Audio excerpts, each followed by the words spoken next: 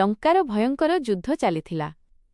ରାକ୍ଷସରାଜ ରାଭାନା ବୁଝିପାରୁଥିଲେ ଯେ ସାଧାରଣ ଅସ୍ତ୍ରରେ ରାମାଙ୍କୁ ପରାଜିତ କରିବା ସମ୍ଭବ ନୁହେଁ।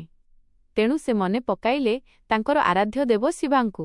ଭୟଙ୍କର ତପସ୍ୟା କରି ସେ ପୂର୍ବରୁ ମହାଦେବଙ୍କଠାରୁ ଏକ ଶକ୍ତିଶାଳୀ ଅସ୍ତ୍ର ପାଇଥିଲେ, ପାଶୁପତାସ୍ତ୍ର। ଯୁଦ୍ଧଭୂମିରେ ରାବଣ ଆକାଶକୁ ଦେଖି ମନ୍ତ୍ର ଉଚ୍ଚାରଣ କଲେ।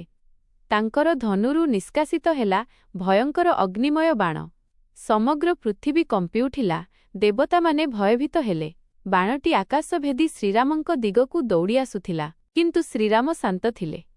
ସେ ଭଗବାନ ଶିବଙ୍କୁ ମନେ ପକାଇ ପ୍ରାର୍ଥନା କଲେ। ତାଙ୍କର ଧନୁରୁ ବାହାରିଲା ଦିବ୍ୟ ବ୍ରହ୍ମାସ୍ତ୍ରର ଆଲୋକ। ଦୁଇ ଶକ୍ତି ଆକାଶରେ ମୁହାଁମୁହିଁ ହେଲା। ଭୟଙ୍କର ଆଲୋକ ଓ ଧ୍ୱନି ସୃଷ୍ଟି ହେଲା। ଶେଷରେ ରାମଙ୍କ ଧର୍ମ ଓ ସତ୍ୟର ଶକ୍ତି ବଳବାନ ହେଲା। ରାବଣଙ୍କ ଅସ୍ତ୍ର ନିର୍ବଳ ହୋଇ ଆକାଶରେ ଲୀନ ହେଲା। ରାବଣ ଆଶ୍ଚର୍ଯ୍ୟ ହେଲେ। ସେ ବୁଝିଲେ ଯେ ଧର୍ମର ଶକ୍ତି ସବୁଠାରୁ ବଡ଼। ଏହି ଦୃଶ୍ୟ ଦେଖି ବାନର ସେନା ଜୟ ଶ୍ରୀରାମ ବୋଲି ଘୋଷଣା କଲା। ଏଭଳି ଭାବେ ମହାଦେବଙ୍କ ଭୟଙ୍କର ବାଣ ମଧ୍ୟ ଶ୍ରୀରାମଙ୍କ ଧର୍ମଶକ୍ତି ସମ୍ମୁଖରେ ହାରିଗଲା। ଆପଣ